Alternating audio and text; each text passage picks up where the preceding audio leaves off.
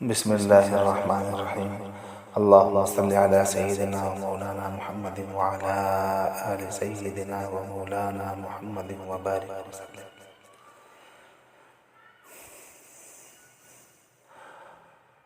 رفقائے کرام، آج میں آپ کو حضرت ایوب علیہ السلام کے صبر کا واقعہ بتاتا ہوں، اور آج کی گفتگو کا موضوع بھی یہی سمجھیں کہ حضرت ایوب علیہ السلام کے صبر کا واقعہ۔ سیدنا ایوب علیہ السلام اللہ تعالیٰ کے پیغمبر تھے۔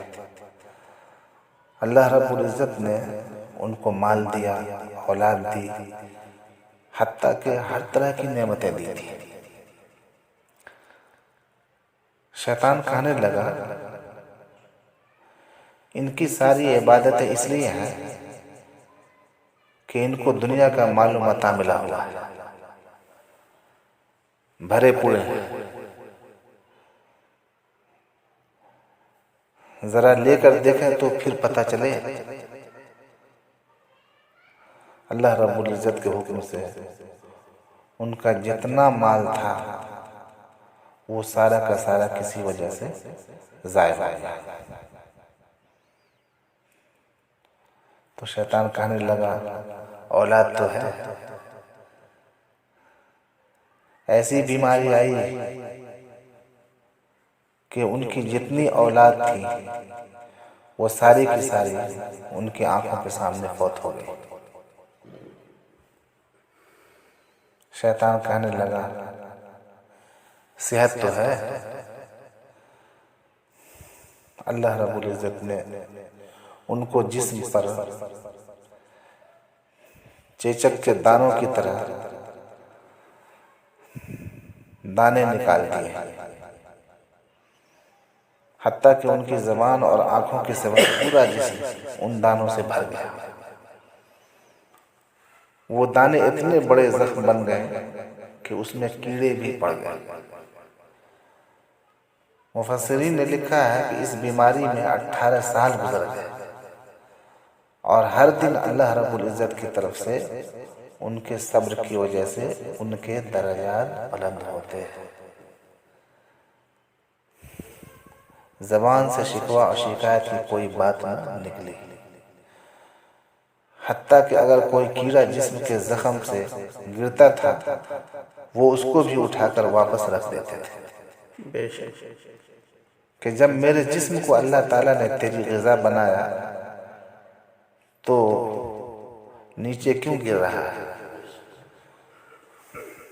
18 سال کے بعد شیطان بہت پریشان ہوا کہ یہ تو اللہ تعالیٰ کے ایسے مقرب بندے ہیں کہ اتنی آزمائشوں میں بھی اپنی زبان سے کوئی بے صبری یا ناشکری کا لفظ ان کے نہیں نکلا۔ سبحان اللہ۔ شیطان کو پریشان دیکھ کر اس کے چیلوں نے اسے کہا میاں تم نے جس طرح ان کے جد امجد کو بھول میں ڈالا تھا، کیوں نہ ہم ان پر وہی گر آزمائیں؟ کہنے لگا ہاں۔ چنانچہ وہ ان کی بیوی کے پاس ایک حکیم اور طبیب کی شکل میں گیا۔ شیطان حضرت ایوب علیہ السلام کی بیوی کے پاس ایک حکیم اور طبیب کی شکل میں گیا اور کہنے لگا کہ دیکھو میں تمہیں ایک بات بتانے کے لیے آیا ہوں تاکہ تمہارے میاں کو صحت حاصل ہو جائے۔ وہ خوش ہوئی، ہر بیوی چاہتی ہے کہ خاوند کو صحت ملے۔ کہنے لگا کہ اس کا علاج میرے پاس موجود ہے، مگر ہمارے ہاں دستور یہ ہے کہ جیسے تم عرش کے خدا کو سجدہ کرتے ہو ایک دفعہ مجھے بھی سجدہ کر دو، تو میں ایک ایسا علاج آزماؤں گا کہ تمہارا خاوند صحت مند ہو جائے گا۔ بیوی نے سنا تو خاموش ہو گئی، کہنے لگی کہ میں ان کے پاس جاؤں گی اور ان سے پوچھوں گی۔ چنانچہ تفسیر میں لکھا ہے کہ وہ آپ کے پاس آئی اور آ کر پوچھا حضرت ایوب علیہ السلام کو بڑا غصہ آیا اور فرمایا تو نے اسی وقت اس مردود کو کیوں نہ کہا کہ تو شیطان ہے؟ یہ کیوں کہا کہ میں پوچھ کر بتاؤں گی؟ اگر اللہ نے مجھے صحت دی تو میں تجھے 100 کوڑے لگاؤں گا کہ تو نے ایمانی غیرت کا مظاہرہ کیوں نہ کیا، اور ایسے شیطان مردود کو اسی وقت منہ پر جواب کیوں نہ دے مارا۔ آپ کا جواب سن کر شیطان اور بھی نا امید ہو گیا، بالکل نا امید۔ سوچنے لگا کہ 2-4 سال اور اسی طرح گزرے تو ہو سکتا ہے کہ یہ بیماری سے بھی پریشان ہو جائے۔ ایک دن اس نے کیا سنا کہ حضرت ایوب علیہ السلام دعا مانگ رہے تھے کہ اے اللہ میری زندگی کا جو وقت گزرا وہ تو گزر گیا، جب یہ بیماری اور غم تیرے ہی طرف سے ہے تو اگر آپ مجھے 100 سال کی زندگی بھی دیں گے تو میں 100 سال بھی اس حال میں آپ کو فراموش نہیں کروں گا۔ اللہ اکبر۔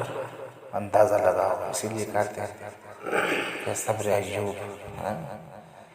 جب شیطان نے یہ سنا تو کہنے لگا کہ واقعی یہ اللہ رب العزت کے وہ مقرب بندے ہیں جن کے اوپر میرا کوئی داؤ نہیں چل سکتا۔ اللہ رب العزت نے پھر اپنے اس پیارے نبی علیہ السلام کو صحت دی۔ بیماری کے حالت میں بیوی کو کہا تھا کہ 100 کوڑے لگاؤں گا، لہٰذا اب بات بھی پوری کرنی تھی۔